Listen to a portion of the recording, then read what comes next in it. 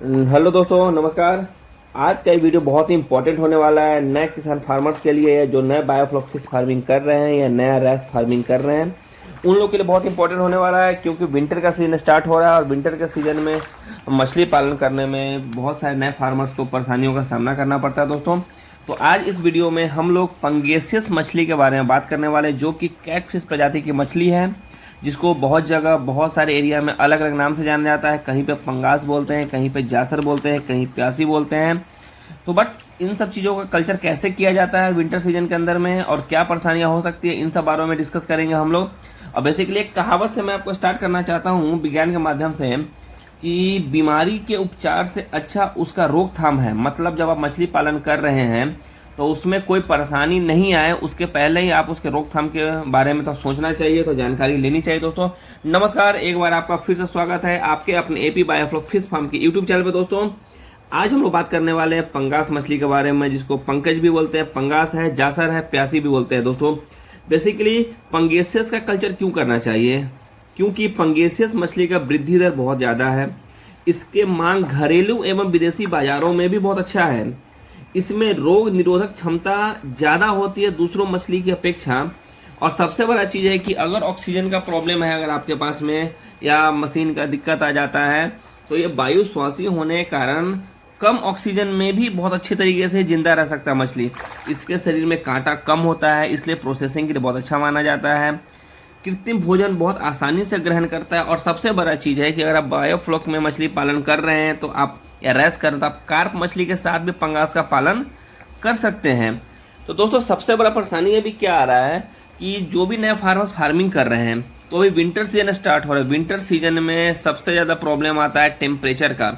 अगर आप पंगास मछली का कल्चर कर रहे हैं तो आपको कुछ चीज़ों पे ध्यान देना बहुत ही आवश्यक है। कुछ चीज़ों का मतलब है, जैसे अगर मैं जल की गुणवत्ता या पानी का पैरामीटर की अगर मैं बात करता हूँ, तो पंगेसियस मछली के लिए जो सबसे बेहतर पैरामीटर होता है, टेम्परेचर होता है, वो 26 डिग्री से लेकर के 30 डिग्री के बीच में होता है।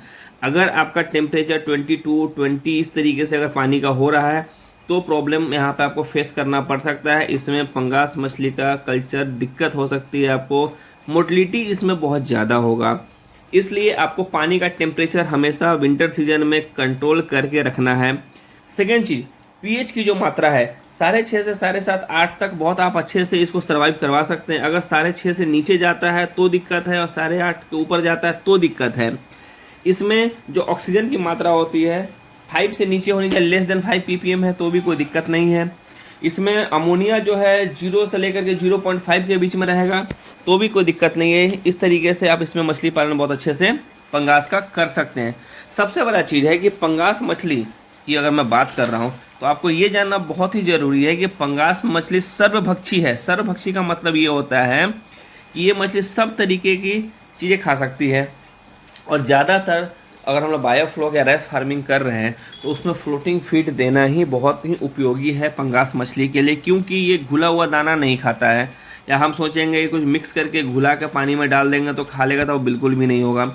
उसके बाद में सबसे बड़ा चीज़ होता है कि जब आप बॉडी वेट की मैं बात कर रहा हूँ, अगर मछली का शारीरिक भार कितना है, उस पर किस तरीके का फीड देना है, क्या साइज का दाना होना चाहिए, कितना प्रोटीन होना चाहिए, इस तरीके के लिए अगर मेरे पास सपोज मैं एक एग्जांपल बता रहा हूँ, नए फार्मर्स फार्मिंग कर रहे हैं और मछली का शारीरिक भार 5 से 10 ग्राम के बीच में, तो फ्लोटिंग फीड का जो दाने का आकार है वो 1.5 mm का होगा, 1.5 mm, जिसमें प्रोटीन की जो मात्रा होगी वो 32% होगा। उसी तरीके से अगर 10 से 20 ग्राम का सीड है तो उसमें फ्लोटिंग फीड का आकार 2 mm का होगा, जिसमें 32% आप प्रोटीन की मात्रा यूज कर सकते हैं। इस तरीके से जैसे जैसे बॉडी वेट बढ़ेगा वैसे वैसे हम भोजन में प्रोटीन की मात्रा कम करते चले जाएंगे दोस्तों। अब मैं बात करता हूँ पंगास मछली में प्रॉब्लम आने का। तो अभी के सीजन में, ठंडी के सीजन में सबसे ज़्यादा प्रॉब्लम आता है उसमें बीमारी। पंगेसियस में जो पहला बीमारी आता है वो होता है बेसिलरी नेक्रोसिस। बेसिकली इसमें होता क्या है कि जैसे ही मछली का त्वचा एवं गलफड़े में पीलापन आ जाता है, पेट के नीचे पीलापन देखिएगा, किडनी में छोटे छोटे सफ़ेद दाग हो जाते हैं। इसका उपचार ये है कि आप फीड के अंदर में एंटीबायोटिक के रूप में आप ऑक्सीटेट्रासाइक्लिन मिलाकर 1 या 2 सप्ताह तक दीजिए। इससे बहुत अच्छे तरीके से रिकवरी हो जाता है।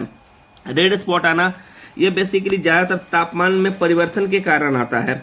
अगर आपका तापमान सही नहीं है तो इस जगह पर रेड स्पॉटिंग आना आपके मछली में बिल्कुल भी हो जाएगा। इसका उपचार भी वही है कि भोजन के माध्यम से आप एंटीबायोटिक मिला के दे सकते हैं। तीसरा आता है व्हाइट स्पॉट। यह बीमारी प्रोटोजोआ परजीवी के कारण आता है।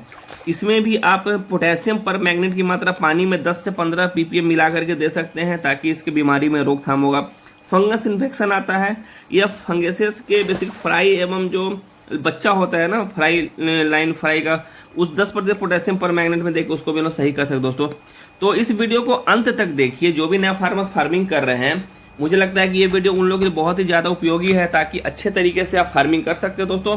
तो कैसा लगा ये वीडियो आप मुझे कमेंट करके और बता सकते हैं। अगर परेशानी हो रही है मछली पालन करने में, तब मेरे 2 नंबर पर कॉल करके मुझसे संपर्क कर सकते दोस्तों। तो इस वीडियो को देखने के लिए धन्यवाद, और जितना ज़्यादा हो सके लाइक एंड सब्सक्राइब कीजिए ताकि आप तक सभी अपडेट्स मिलते रहेंगे दोस्तों। धन्यवाद।